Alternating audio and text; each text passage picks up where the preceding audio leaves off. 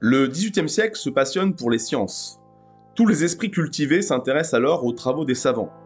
Ainsi, dans les salons, on discutait de problèmes scientifiques aussi bien que de questions littéraires ou de théories sociales. Ces grandes découvertes étonnantes, telles que la découverte de nouvelles planètes avec le perfectionnement du télescope, la production d'un courant électrique par le moyen d'une pile créée par l'italien Volta, ou bien encore les progrès de la cartographie et l'usage de chronomètres, grâce auxquels on put fixer exactement la longitude et qui facilitèrent les voyages par mer. Bref, toutes ces découvertes, et dont les applications semblaient devoir révolutionner la vie, contribuèrent à donner aux hommes du XVIIIe siècle une confiance immense dans la science, et puisque la science est l'œuvre de la raison humaine, une confiance immense dans la raison. Mais non contents d'appliquer la raison aux questions scientifiques, ils voulurent l'appliquer aussi aux croyances religieuses et à toutes les institutions politiques et sociales. Jusqu'alors, la plupart des hommes acceptèrent comme allant de soi certaines affirmations, comme toute personne doit professer la même religion que leur souverain, le prince doit être un maître absolu, et les sujets n'ont aucun droit. La société devait de plus être fondée sur l'inégalité. La censure doit interdire certains ouvrages, et bien d'autres encore idées reçues à l'époque. Les hommes du XVIIIe siècle discutèrent ces affirmations et quand elles leur parurent fausses ou déraisonnables, ils les rejetèrent. Ceux qui appliquèrent ainsi à toute chose l'esprit critique se donnèrent eux-mêmes le nom de philosophes, c'est-à-dire amis de la sagesse. L'œuvre des philosophes fut donc surtout une œuvre de combat, une lutte contre les abus et les préjugés.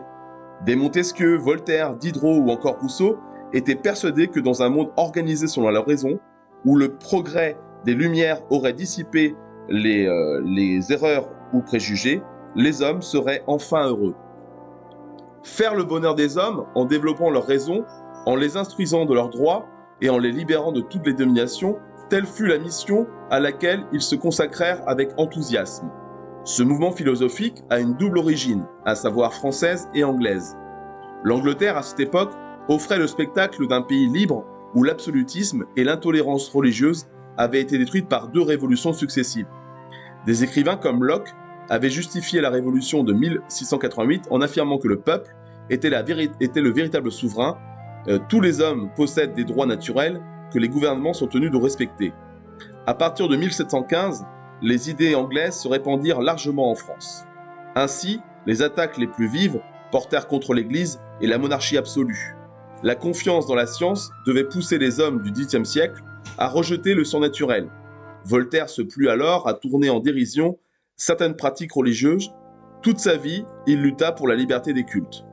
Les philosophes des Lumières rejetèrent aussi le principe que le roi est le maître de ses sujets et qu'il peut gouverner comme il lui plaît. Mais quand il leur fallait proposer un nouveau régime politique, leurs opinions étaient différentes. On ne peut donc pas comparer le souhait d'une monarchie parlementaire sur le modèle anglais d'un Montesquieu avec l'idéal d'une démocratie d'un Rousseau où seul le peuple est à l'origine des lois et choisit son gouvernement. Les philosophes des Lumières étaient du moins d'accord pour demander la suppression des privilèges, l'égalité des citoyens devant la loi et devant l'impôt, et la possibilité pour chacun d'accéder à toutes les fonctions s'ils en étaient dignes. Ces idées nouvelles étaient exposées dans des livres, on en parlait dans les salons, elles furent largement diffusées dans le public éclairé des villes. Or, ces idées allaient renverser toutes les institutions établies, c'est-à-dire faire une révolution. La Révolution française de 1789 a donc emprunté aux philosophes des Lumières du XVIIIe siècle toutes ces idées de liberté, égalité et souveraineté du peuple.